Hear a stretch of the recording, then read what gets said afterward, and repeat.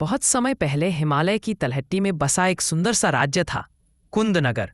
यह राज्य अपने नीले झरनों, ऊंचे देवदार के जंगलों और वहां रहने वाले सरल लोगों के लिए प्रसिद्ध था।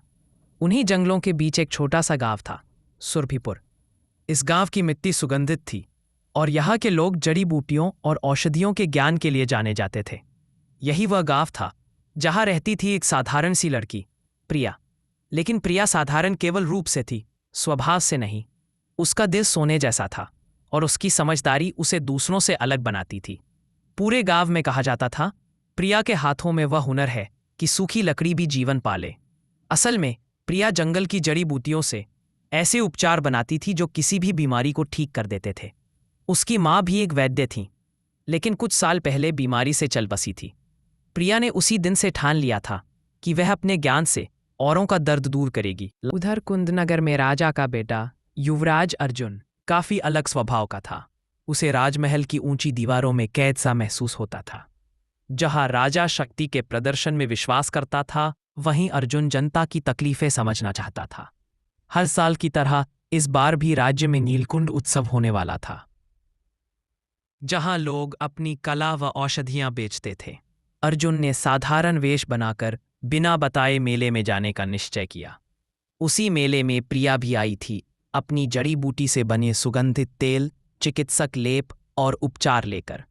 अर्जुन जब लोगों की भीड़ में घूम रहा था, तभी उसकी नज़र एक छोटी सी झोपड़ी जैसे सजे स्टॉल पर पड़ी। वहां हर वस्तु से हल्की खुशबू उठ रही थी। प्रिया कुछ बच्चों का इलाज कर रही थी जो रास्ते में गिरकर घायल हो गए थे। उसकी आवाज़ इतनी नरम, इतनी दयालु थी कि अर्जुन कुछ पल वहीं ठहर गया। उसने पूछा, ये सब तुमने बनाया है? प्रिया मुस्कुराई, हाँ, मेरी माँ ने मुझे सिखाया था, मैं बस उनकी राह पर चल रही हूं। अर्जुन ने हंसकर कहा, तुम्हारे पास तो जादू है, मेरा हाथ देखो, कल तलवार चलाते समय कट गया था। प्रिया ने घाव देखा और तुरंत जड़ी बूटियों का ले लगाया। चोट कुछ ही देर में हल्की पड़ने लगी।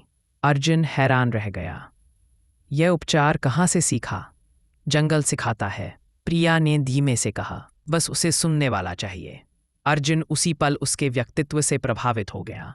अगले कई दिनों तक अर्जुन चुपके चुपके सुरभिपुर आने लगा। वह प्रिया से जड़ी बूटियों के बारे में सीखता और उसे लोगों की मदद करते देख मंत्रमुग्ध हो जाता। धीरे धीरे दोनों के बीच एक अनकहा सा भाव जन्म लेने लगा। लेकिन राज्य के प्रधानमंत्री विभीषण, जो स्वयं राज्य सत्ता पर कब्जा करना चाहता था, को यह बढ़ती नज़दीकियां पसंद नहीं आईं। वह जानता था कि युवराज आम जनता के करीब आएगा तो उसकी चालें नाकाम हो जाएंगी। विभीषण ने राजा को उकसाया, महाराज, आपका पुत्र एक सामान्य वैद्य लड़की के मोह में पड़ रहा है। यह राज्य के लिए अशुभ है। राजा क्रोधित हो उठा, अर्जुन का विवाह किसी राजवंश से होगा। मैं उसे आदेश दूंगा कि उस लड़की से दूर रहे। लेकिन अर्जुन ने जब प्रिया के सामने पहली बार अपने मन की बात कही, वह डर से कांप उठी। मैं तुमसे प्रेम करता हूं प्रिया। प्रिया की सांसें रुक सी गईं। यह सही नहीं है युवराज। मेरे लिए तुम सिर्फ प्रिया हो, कुछ और नहीं। लेकिन प्रिया जानती थी कि राजकुमार से प्रेम करना जंगल की आग से खेलना है। विभीषण ने प्रिया को हमेशा के लिए रास्ते से हटाने की योजना बनाई। उसने गांव वालों में अफवाह फैलाई, प्रिया काला जादू करती है, उसका लेप लोगों की आत्मा चुरा लेता है। कुछ अनपढ़ लोग डर गए। कई ने प्रिया के घर पर पत्थर फेंके, कुछ ने उसे गांव से निकालने की धमकी दी। उसी रात जब प्रिया अकेली थी, विभीषण के भेजे गुंडों ने उसकी झोपड़ी में आग लगा दी। उसकी औषधियां, उसकी माँ की यादें सब राख हो गईं। प्रिया घबराकर बाहर भागी, पर तभी अर्जुन समय पर पहुंचा और उसे आग से खींचकर बाहर लाया। प्रिया रो पड़ी, मेरे पास अब कुछ नहीं बचा, मैं हूं। अर्जुन ने कहा, हम साथ लड़ेंगे। एक असंभव कार्य गुस्से में राजा ने चुनौती रखी, अगर वह लड़की इतनी महान है तो उसे राज्य के लिए अमर औषधि बनाकर दिखाने दो। एक ऐसी औषधि जो किसी भी घाव को तुरंत ठीक कर दे, 7 दिनों में।